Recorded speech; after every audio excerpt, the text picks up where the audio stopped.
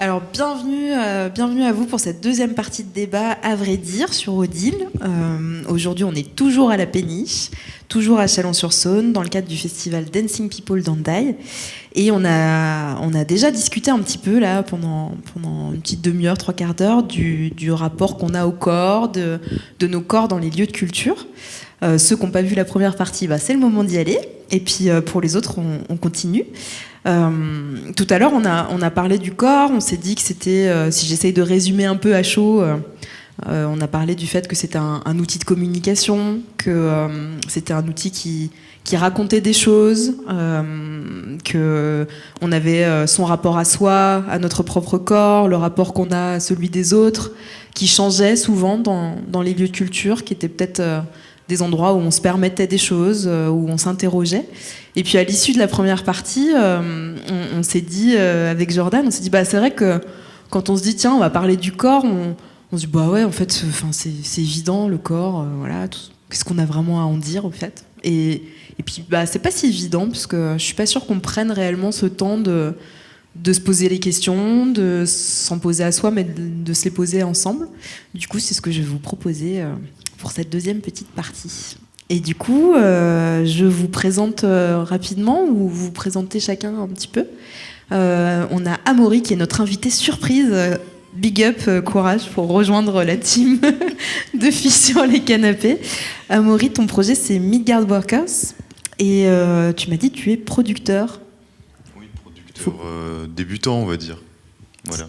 Producteur débutant, ça veut dire quoi ? C'est que je compose mes productions, je les écris de A à Z et je les pose en live, mais ça fait pas très longtemps que je fais ça et je suis autour du mot producteur, il y a toujours une espèce de truc un peu je sais pas le terme, fantasmé. Oui, c'est ça, voilà, tout à fait. Et c'est pas forcément la grosse production comme on peut l'entendre traditionnellement, on va dire. C'est juste, voilà, je produis mes sons. Alors t'es au bon endroit parce qu'ici on dit que c'est la télé, tu te rendras compte que c'est pas vraiment la télé. Donc on est ce qu'on dit qu'on est aussi, voilà. Pas de souci. Et t'es très courageux de venir te frotter à quatre meufs, c'est chouette. Ah non, mais on est tous des humains de toute façon, donc cool. Au-delà de ça. Jordan, toi tu viens du Sud et Oui. Alors juste avant j'ai oublié de dire que tu as joué hier pendant le festival Dancing People à Maury. Et Jordan, toi tu joues demain. Ouais, c'est ça. Et donc tu es qui, Jordan ? Tout à fait. Mon nom de scène c'est Miss Leia et je viens pour un DJ set de drum and bass. Et sinon, avant ça, j'ai été beaucoup dans la danse, donc je suis ravie de participer à ce débat parce que la question du corps, elle s'est toujours posée. Et aussi bien dans les cours de danse que sur scène en tant que DJ, que sur scène en voyant le dance floor. Donc je suis ravie de participer. Merci. Et ensuite, on a les super raccords à Odile, le duo Aria 3000, avec Fanny et Hélène. Vous pouvez nous dire un peu qui vous êtes, ce que vous faites, pourquoi vous êtes là ? Commence. On est plutôt chanteuse, on va dire. Oui. À la base, on est chanteuse, même si c'est pas que ça notre métier. Mais on a monté un spectacle toutes les deux où il y a du chant, il y a un peu de corps justement, oui, du corps très détourné. Il y a des frites, il y a des fleurs, il y a des chorégraphies, il y a une piscine licorne. Oui, une piscine licorne. Pas dans le spectacle vraiment. Ouais. Mais pour là, on a dit d'accord. Il y a du clavier, il y a du violon, on détourne plein de choses, mais au départ, c'est plutôt la voix. Et moi, je suis assez contente de participer à ce débat parce que, en tant que chanteuse, en fait, la question du corps, au départ, on se la pose pas. On pense que notre outil, c'est juste la voix. Et en fait, l'outil, c'est le corps. Et le corps qui se met en scène, et le corps qui bouge, et le corps qui a ses blocages, et qui fait que ça sort pas. Donc voilà. Et toi, tu t'appelles Hélène ? Moi, je m'appelle Hélène. J'ai réussi à pas rire, c'est déjà pas mal. Et oui, donc plutôt chanteuse. Et pour le coup, moi, je suis passée par la danse et le cirque avant, et les arts plastiques aussi. Mais du coup, je suis finie sur scène en tant que chanteuse parce que monter un numéro de cirque, c'était 20 heures de travail pour 3 minutes sur scène. Et monter de la chanson, ça peut être 20 heures de travail pour vachement plus sur scène. Bon, des fois que 5 minutes aussi. Mais c'est 20h plus 20h plus 20h, du coup, voilà. Et puis du coup, avec Fanny, sur ce projet, on en est très vite venu au corps. Et pour moi, c'est pas dissociable, en fait, les deux. Et pour le coup, moi, mon métier, c'est psychomotricienne aussi. Donc, voilà, ça fait partie de mon quotidien de travail et de ma formation là-dessus. Et je dirais que moi, même en cours de chant, la prof, si elle veut avoir une entrée avec moi, elle sait elle va me proposer de bouger et ça va marcher vachement mieux, quoi. Donc, voilà. Eh ben merci. Et du coup, je vais en profiter pour que tu m'expliques déjà ce que c'est psychomotricienne, parce que je ne sais pas. Et que je me dis que ça peut être très utile dans ce débat. C'est bien, ouais, carrément. Alors, la psychomotricité, c'est une discipline paramédicale qui n'a pas de définition précise parce qu'elle va dépendre de chaque personne qui fait de la psychomote. Du coup, pour moi, c'est une manière de rentrer en contact, d'observer le corps de la personne. Moi, je travaille plutôt avec des enfants, mais je pourrais être amenée à travailler avec toute tranche d'âge. Et je vais regarder comment la personne, elle bouge, elle marche, elle joue, elle rentre en communication avec lui-même et puis avec moi, entre autres. Et je vois s'il y a des décalages, des troubles, des retards.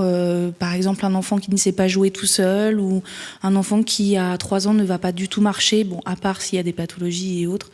Et avec la psychomotricité, on va aller rééduquer, éduquer ou être en thérapie psychomotrice et via ce qu'on appelle des médiations corporelles.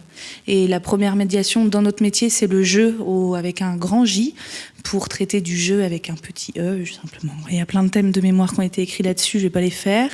Et du coup, on utilise des médiations, donc ça peut être tout ce qui est du jeu à table avec des cartes toutes bêtes, jouer au Uno, j'en ai joué pas mal d'heures.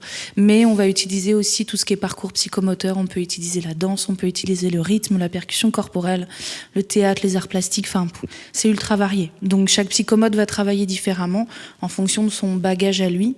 Et le but du jeu, c'est d'aller réharmoniser, on va dire, le corps et l'esprit, parce que les deux vont ensemble, il ne faut pas dissocier l'un et l'autre. Typiquement chez des enfants, le corps va, ce qu'on va dire, parler avant que les mots viennent. Et moi, dans mon travail, je vais être là pour faire que les personnes et mes patients arrivent à mettre des mots sur ce qu'ils ressentent, et les sensations, elles sont dans le corps. Donc voilà, via les émotions, les ressentis, plein de choses. Moi, je trouve que c'était plutôt clair. C'est bien. Est-ce que du coup, on pourrait se dire que ce qu'on traverse en fait quand on va à un concert, quand on va voir un spectacle, ou quand on fait un spectacle, ou qu'on est acteur même sur scène quand on est musicien, est-ce que c'est aussi de la médiation ? Est-ce que c'est une manière ? Est-ce qu'à cet endroit-là, en fait, il se passe des trucs qui nous permettent de travailler sur les blocages qu'on a avec notre corps, sur les blocages qu'on a avec le corps des autres? Faut que je réponde en premier? Non, pas forcément. Non, pas forcément. Je dirais plutôt oui, bien entendu, parce que on sait et on sent que dans le spectacle, qu'on le crée, qu'on le donne ou qu'on le reçoive, le moment où on va trouver quelque chose de juste, c'est le moment où le corps va se libérer.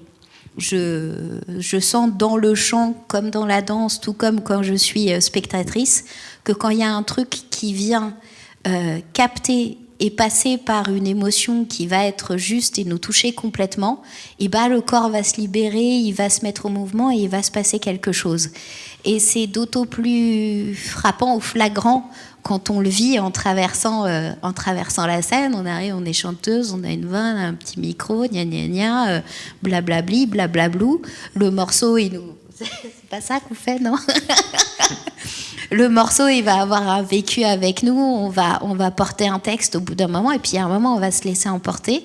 Et le moment où on se laisse emporter et où c'est juste de notre émotion et de notre intention, c'est le moment où le corps il va trouver une place et où les mouvements qu'on va faire, ça va pas être est-ce que je me mets à droite, est-ce que je me mets à gauche, est-ce que je regarde la lumière-ci, et puis là on a dit que je devais me décaler. En fait, ça va se faire naturellement à ce moment-là. Et donc c'est en ça que c'est une véritable médiation, c'est qu'on trouve la juste expression et le juste moment. On sait que c'est juste quand on ne réfléchit plus à l'endroit de son corps et qu'on le sent libéré. Vraiment. En tout cas, c'est comme ça que je le ressens. Je ne sais pas si c'est partagé, mais voilà. C'est... Amaury, tu voulais dire un truc? Oui, non, mais je rejoins complètement ce que tu dis. C'est que tu rentres dans une sorte de, comme on dit, de flow, quoi. C'est que vraiment tu te déconnectes. Et moi, pour mon cas à moi, j'ai souffert d'une sorte de syndrome. Ça se voit pas forcément, mais quand on me connaît pas depuis longtemps, mais j'ai beaucoup de tics dans ma vie. Et j'ai souffert je pense, c'est une sorte de forme un peu légère de syndrome de Tourette. Et c'est un truc que j'ai vraiment combattu toute ma vie, quoi. Et là que je maîtrise à 90%, mais du coup j'ai vraiment un rapport avec le corps qui est à la fois invisible, du coup on voit pas forcément que j'en souffre, mais du coup quand t'es là, que tu clignes des yeux, tu bouges ton corps pour rien, bah, en termes de communication c'est pas forcément top, quoi. Et du coup quand t'es là, on dit mais là au bout de...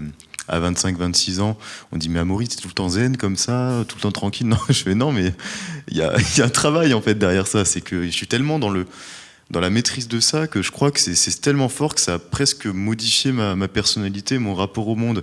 Et du coup, j'avoue que c'est toujours un peu dur de se situer dans son corps quand on a un truc, on comprend pas d'où ça vient, etc. C'est comme si on avait... en gros, ce qui se passe, pour expliquer un peu, quand on souffre de ça, c'est qu'on a comme une démangeaison quelque part dans le corps, et il faut vraiment la libérer, en fait. Et du coup, tout le travail, ça va vraiment être d'essayer de la ressentir et de la laisser passer, puis au fur et à mesure, de laisser, de juste donner son attention ailleurs, tout simplement. Après, faut pas forcément y chercher des causes psychologiques ou quoi.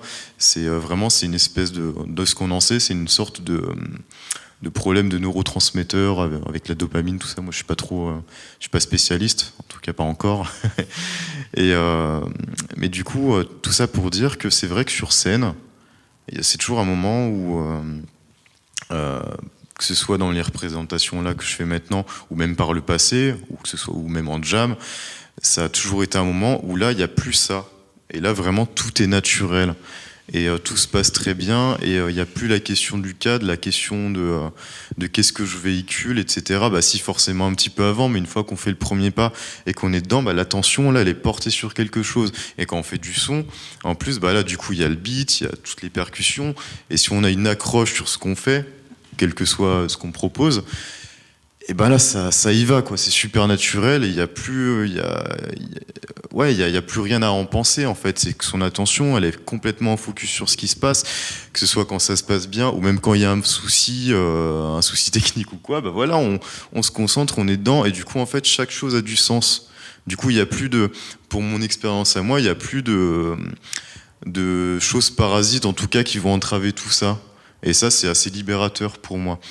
Et d'ailleurs, je me rends compte dans ma vie que l'art, moi, c'est quelque chose qui, dans ce rapport au corps, vraiment, pour le coup, me répare, mais réellement.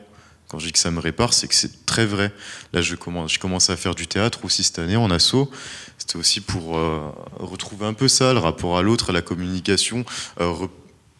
Ok, qu'est-ce que je véhicule en tant que corps aux autres? Parce que c'est un truc, au final, je suis tellement dans mon corps à moi et dans mon combat, que je pense pas forcément, enfin si, j'y pense, mais du coup que dans le négatif, en fait, et pas forcément dans ce que je peux représenter en termes d'affirmation, de chaleur, de bonnes choses, en fait, envers l'autre. Bah si, c'est plus dans la parole, mais pas forcément dans la gestuelle et dans le...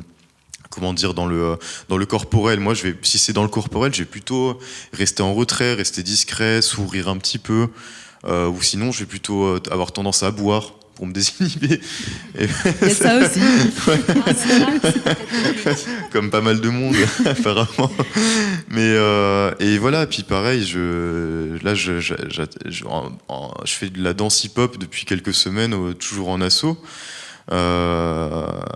et ça me permet de réapproprier, en fait, des choses, tout simplement, et d'avoir un meilleur rapport à son corps. Et en fait, tous ces moments-là, c'est des moments où justement il se passe des choses, en fait, en moi. Il se passe des choses et ça me fait du bien, et j'arrive à vraiment à me retrouver en phase avec moi, ce que je suis, ce que je sens et ce qui m'entoure, et à peut-être me poser moins de questions et à me sentir mieux, tout simplement. Et je crois qu'il y a vraiment des choses à creuser là-dessus pour tout le monde, au niveau de l'art et de l'art-thérapie de manière générale, en fait. Peu importe ce qu'on fait. Du coup, j'en profite, je t'utilise pour faire une transition avec Jordan. Puisque ce que tu racontes, au-delà de ce qui t'est très personnel, ça m'évoque aussi un peu ce dont on a parlé tout à l'heure, cette notion de libération en fait, ou de quelque chose où on peut abandonner des choses et ne plus se poser la question de comment son corps on l'utilise et on le traite et comment les autres le perçoivent. Et en fait, je me disais quand je l'écoutais que dans la drum and bass, ça doit être vachement pratique parce qu'il y a quand même la notion de trance en fait, peut-être dont on peut parler, ou tu peux peut-être nous en parler. Oui, au bout d'un moment, c'est sûr qu'il y a la notion de trance qui apparaît, ouais. Mais moi, tout ça, ça me fait me questionner sur à quel moment, en fait, on a perdu le lien entre l'esprit et le corps. Ça, j'ai pas encore trouvé la réponse, en fait, mais à quel moment on a voulu nous faire croire qu'on avait un corps et un esprit. Et du coup, rien que si tu regardes au niveau de la diversité, de la différence, en fait, ça commence par là. Je veux dire, même couleur de peau, même sexe, etc. Il y a plein de corps différents. Et oui, quand tu es sur scène, tu te mets en jeu, en fait. Tu utilises cet outil pour le regard de l'autre. Et comme c'est ce qui nous construit depuis qu'on est tout petit, tu te dis, ça y est, j'ai passé des heures et des heures dans ma chambre ou en salle d'entraînement. Et puis là, c'est maintenant, faut que j'y aille, quoi. Et est-ce que j'ai pas un truc qui va pas ici ou là? Mais au final, c'est ce que les médias... je veux pas dire que les médias, parce que c'est la société en entier, mais qui veut nous faire ressembler à quelque chose. Et si tu n'y ressembles pas, ça te crée une souffrance, en fait. Et du coup, moi, je suis ravie que la drum and bass, c'est quand même, ça reste quand même très underground. Mais il y a cette notion de basse, de bass, d'ancrage dans le sol. Et du coup, je pense que c'est un truc qui m'a attirée dès le départ, quoi.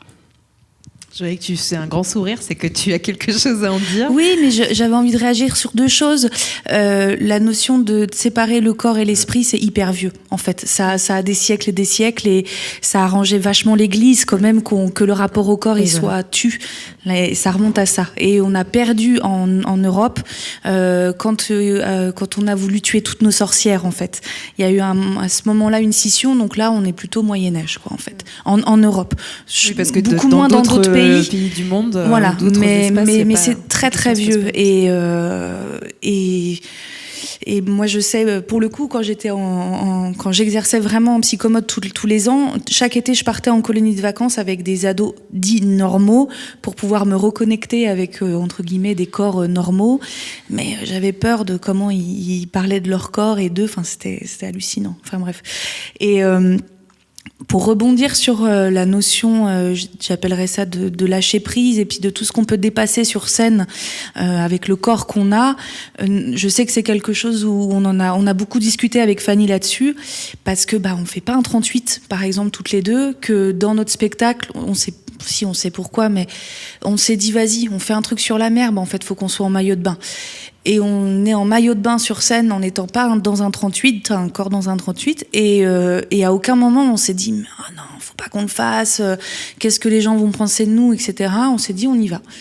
Et on n'a pas du tout pensé ça d'une manière politique ou autre, ou même en parlant de féminisme. On a pensé ça juste en se disant on a ce délire-là, on va jusqu'au bout, point. Et puis les autres, ils voudront bien en penser ce qu'ils veulent en penser. Ça nous appartient pas. Et n'empêche que c'était très fort pour plein de personnes, sont venues nous voir après en disant mais ce que vous faites c'est génial, c'est libérateur, merci, etc. Mais c'est la puissance aussi de la scène. Et avec Fanny, on se l'est beaucoup dit, le fait de cette scène-là, à partir du moment où on passe un pas qui fait que là, il y a cet espace scénique, on peut y aller, quoi. Ça veut pas dire qu'après, personnellement, moi, quand je regarde les photos, je suis là, ah non, vas-y.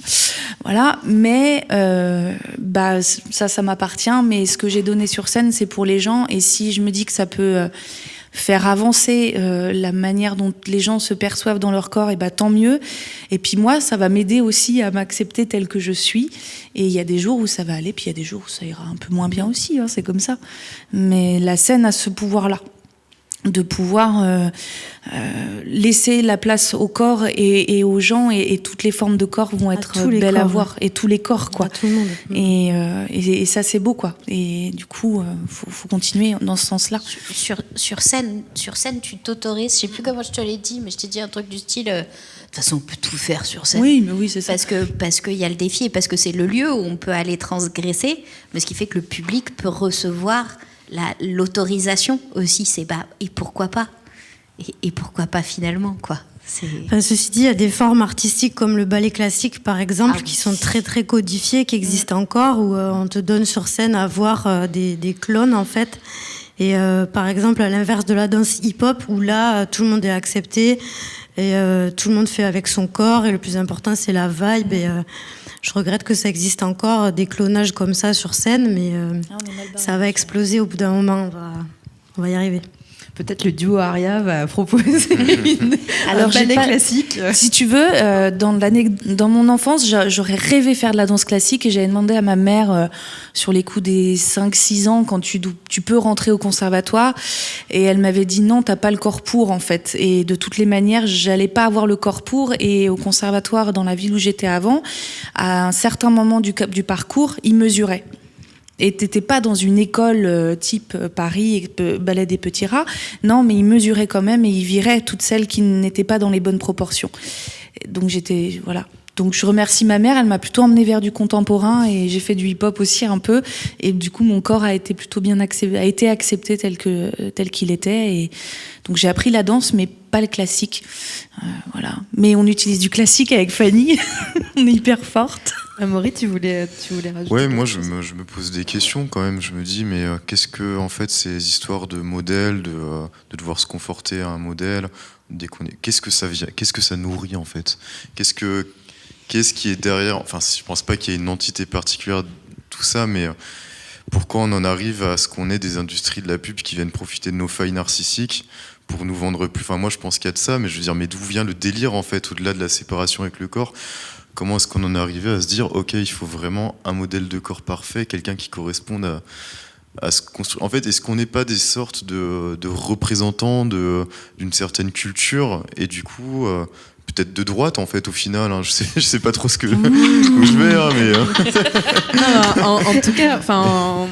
Je te remercie. Du coup, enfin voilà, on peut se le dire, parce que du coup, moi, en préparant le débat, je me suis confrontée à ça, en fait, aussi forcément, c'est un peu la volonté capitaliste, tu vois, de te proposer un modèle de corps qui va t'encourager à consommer un certain type de produit, qui va créer des dissensions entre les genres, entre les générations, entre tout ça. Donc, je pense que tu peux dire le mot. Oui, et moi, ce que je trouve encore plus dégueulasse, hein, tout simplement, c'est que ces publicitaires qui vont, bon, je vais pas forcément mettre tout le monde dans le même panier, mais quand même, qui vont nous dire implicitement de devenir un vrai canon de beauté, vont ensuite nous faire des slogans, en fait, vont à la fois nous jouer les bourreaux, mais à la fois nous faire une fois qu'on nous a bien sapé, nous faire des slogans genre just do it, sois le meilleur, etc. Comme as you are. Voilà, c'est ça, exactement. Et ça, je trouve ça tellement gros, je comprends pas que on se révolte pas contre ça. Je trouve ça affreux, en fait. C'est vraiment super bizarre, une espèce de. Enfin, pour moi, j'ai l'impression que on est dans une société, il y a plein de questionnements de valeurs, de confrontations de valeurs. On a, en tant que peuple, je suis pas sûr qu'on soit tous d'accord sur nos valeurs, mais j'ai l'impression qu'en tout cas que l'industrie, elle s'est bien substituée à tout ça, en fait, à l'heure actuelle. Une espèce de paternalisme de l'industrie, de la mode. En tout cas, moi, je le ressens en tout cas. Et puis tu dis, t'es un homme, mais entre nous, enfin moi je sais qu'en tant que femme, de voir toutes les pubs depuis qu'on est gamine, hein, de toutes ces femmes depuis Barbie, filigranes, Barbie, etc. Quand tu comprends que ta morphologie ne va pas vers là, t'as quelques petits moments de solitude. Voilà. D'ailleurs, moi, je suis ravie qu'il y ait de plus en plus de place pour les poils, les trans, les gens qui veulent changer et casser ces codes, en fait, qu'on voit à la télé et dans les pubs. Bon, alors je sais pas si c'est parce qu'on en parle plus aujourd'hui, que la parole est plus libérée, parce qu'ils ont toujours existé, parce que quand tu es dans ce monde, il faut bien arriver à vivre, hein, et à être heureux à un moment.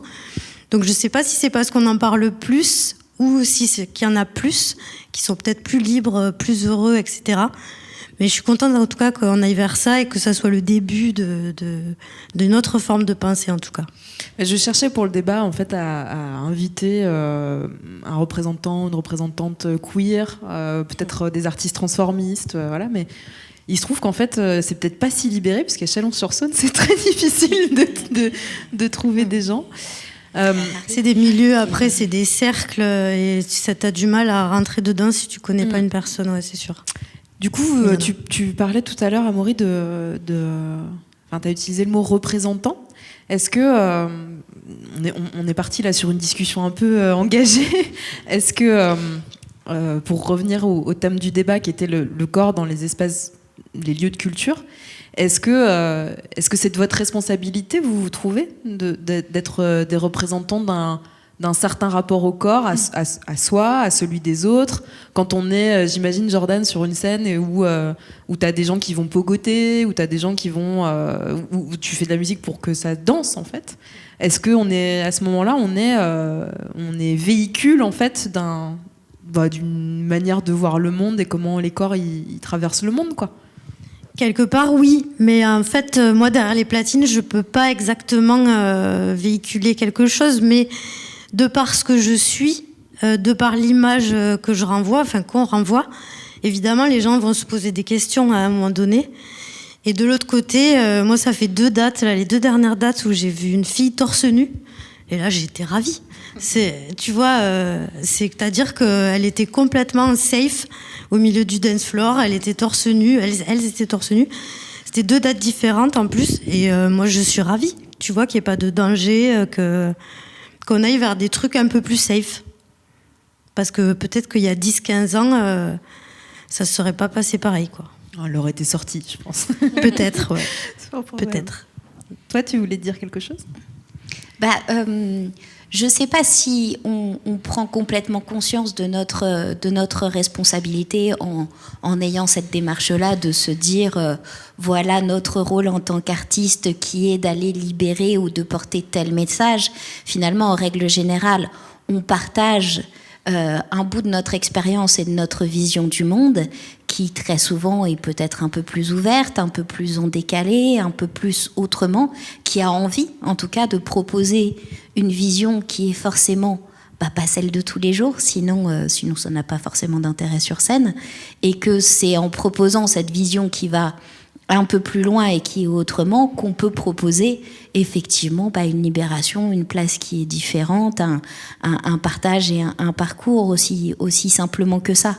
C'est pas conscientiser directement, mais c'est amener à partager un peu autrement au travers de la scène, au travers de ce qui peut s'y vivre, de ce qui peut s'y raconter, mais de ce qui peut s'y voir, du mouvement qui se partage et des rires, des corps, de la musique, de tout ce qui se passe.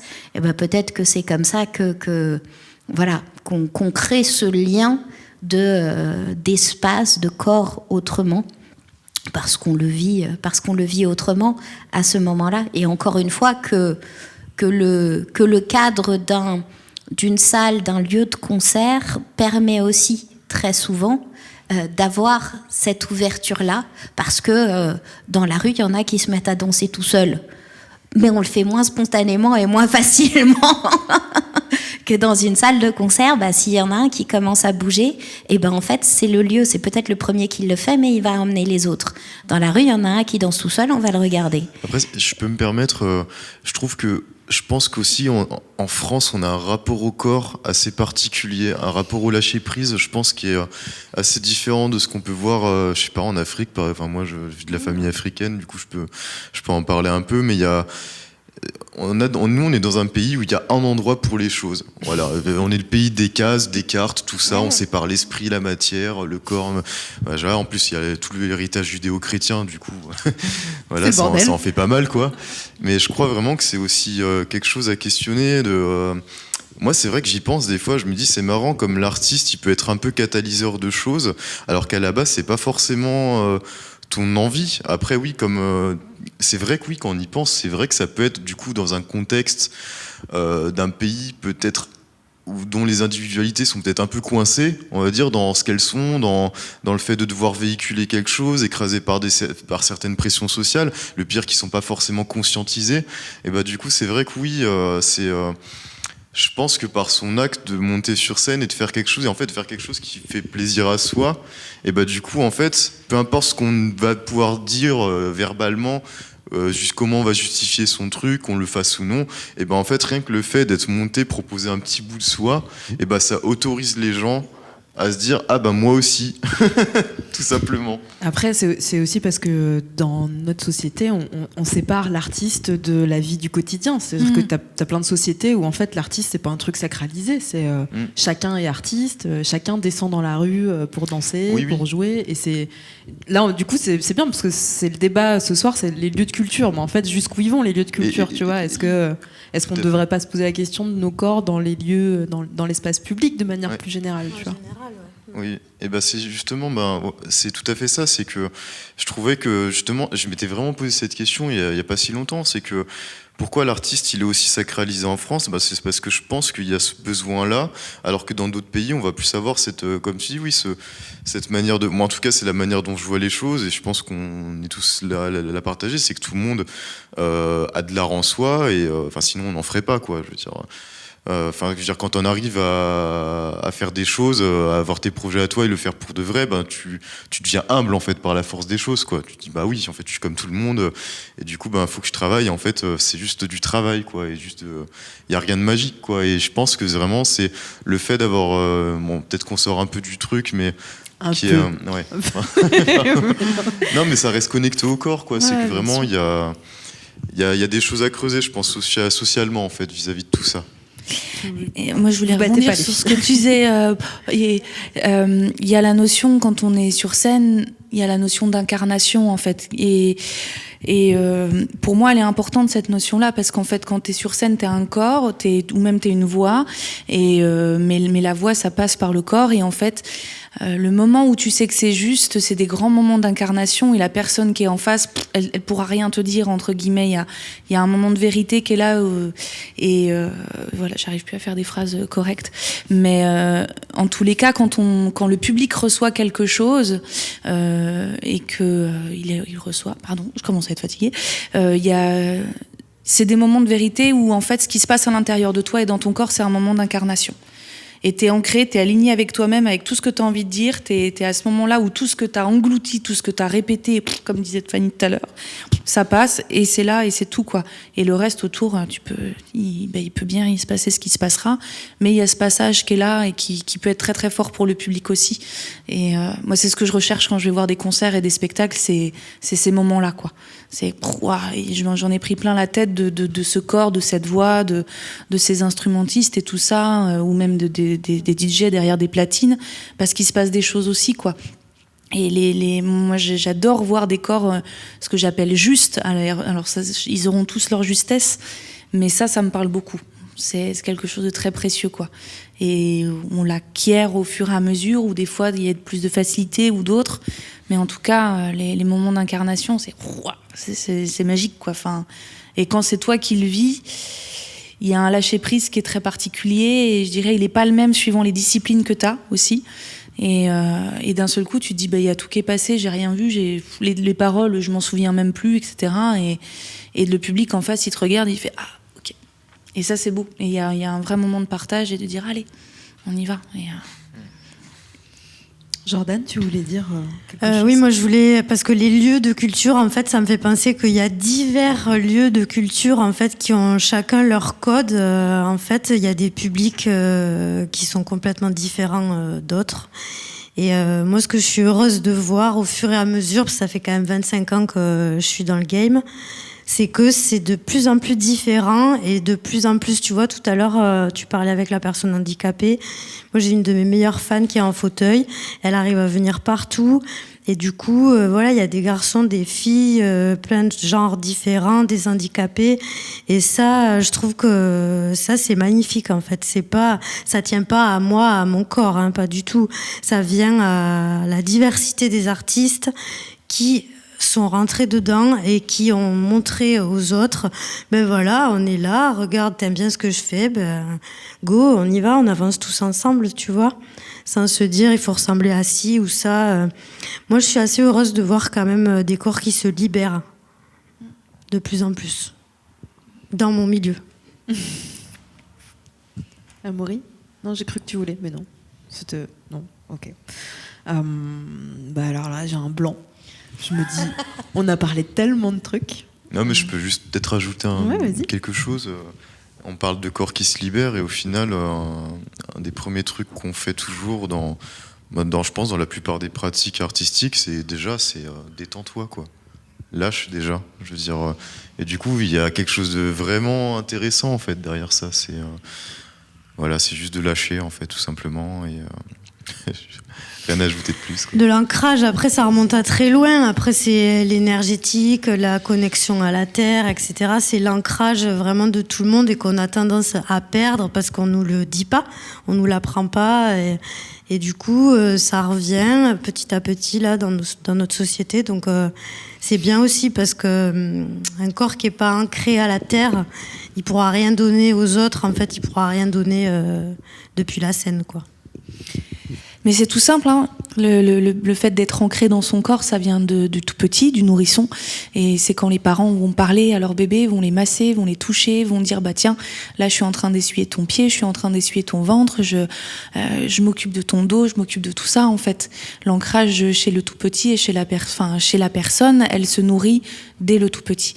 Et la période entre guillemets à chouchouter dans l'éducation, si elle pouvait être un peu plus que les autres, en toute proportion bien gardée, comme on dit, mais c'est le 0-2 ans, quoi.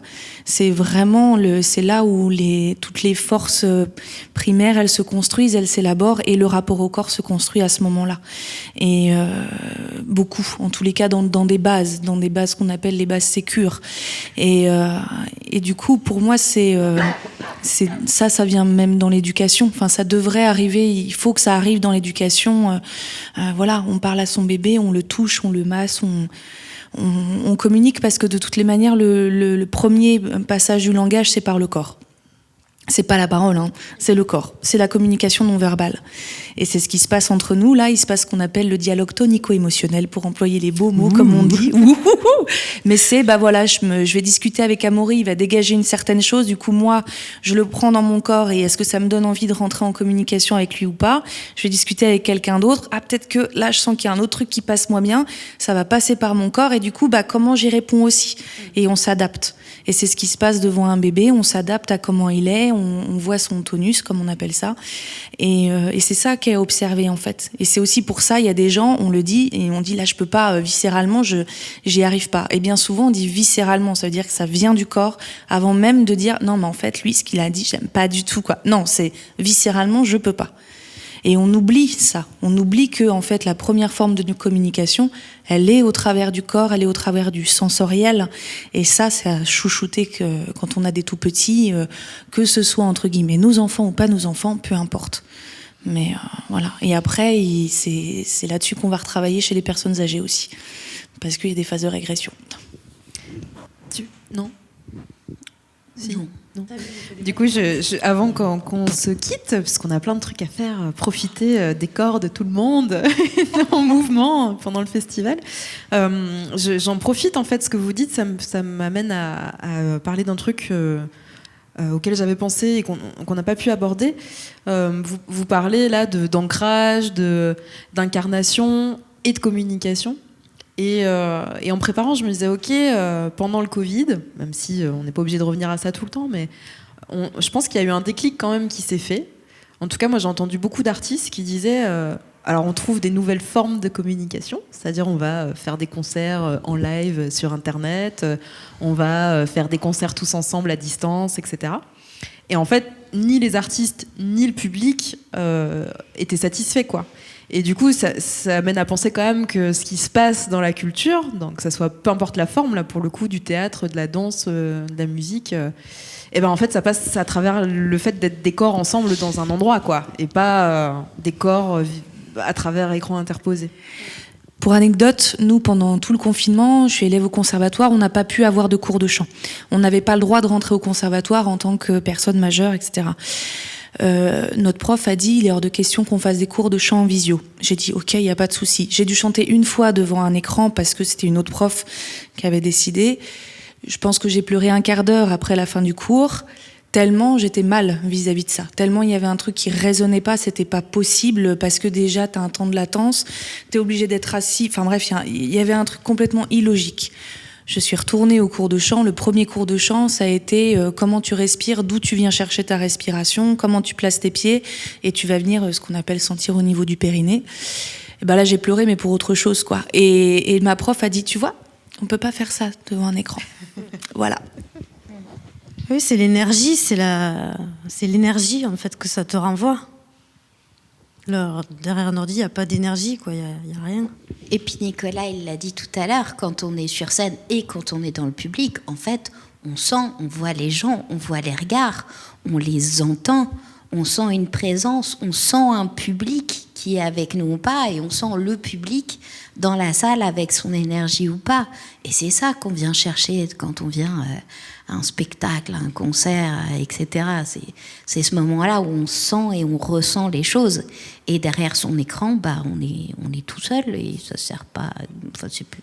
Il y a des jolies choses, hein, mais. Bon. Ça fait pas pareil, hein. Ça fait pas pareil. Ça fait pas pareil. Bon, là, on est derrière un écran, Ouais. mais c'était quand même vachement bien. On était ensemble pour de vrai. Du coup, est-ce que ça vous va ? On peut s'arrêter là ? Oui, non. Ouais. Ben, du coup, je voulais vous remercier aussi, comme tout à Merci. l'heure, parce Merci à toi. que c'était super chouette, super précieux de prendre le temps de parler de choses qu'on pense évidentes, mais qui ne le sont pas forcément. On vous laisse, vous, spectateurs derrière l'écran qui ne nous sentez pas, retrouver les débats à vrai dire d'Odile sur le site web d'Odile ou sur SoundCloud pour les podcasts audio. Et puis, comme c'est Dancing People Don't Die, je profite de l'occasion pour placer une citation que j'adore, qui est « Pensez moins et dansez plus ». Bonne soirée à tous. Merci. Merci. Merci.